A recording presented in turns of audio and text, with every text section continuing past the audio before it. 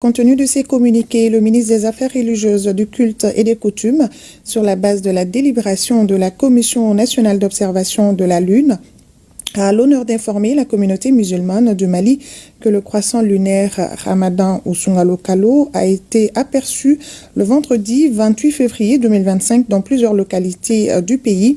En conséquence, le mois lunaire Ramadan ou Sungalo débutera au Mali le samedi 1er mars 2025 sur toute l'étendue du territoire national. Et en application des dispositions de l'arrêté numéro 2011-2991 du 25 juillet 2011 portant modification des horaires de travail pendant le mois de Ramadan, le ministre du Travail et de la fonction publique et du dialogue social porte à la connaissance des employeurs et des travailleurs des secteurs publics et privés que durant toute la période du mois de Ramadan, les horaires de travail sont modifiés ainsi que suit. Du lundi au jeudi de 7h30 à 16h30 avec une pause de 30 minutes de 12h30 à 13h. Vendredi de 16h30 à 12h30 sans pause.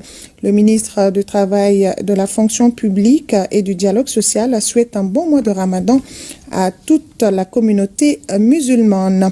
Et à la veille du mois béni de Ramadan, le ministre des Affaires religieuses, du culte et des coutumes invite les Maliens, les musulmans du Mali à la solidarité, à l'entraide et au renforcement de la cohésion sociale, de même que le respect mutuel entre les différentes religions.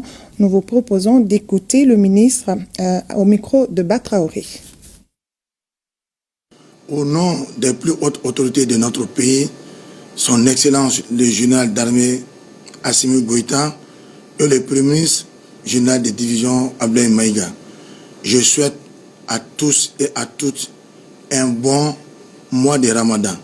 Et je souhaite à toute la population malienne qui ne sont pas aussi des musulmans un bon mois de Ramadan par la solidarité, par la citoyenneté malienne.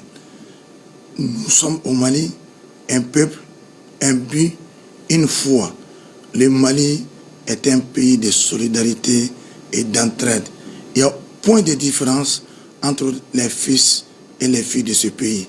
Raison pour laquelle j'appelle tout un chacun à être solidaire derrière les plus hautes autorités de notre pays et surtout à faire beaucoup de bénédictions pour notre armée, la voie armée qui est en train de donner les sacrifices ultimes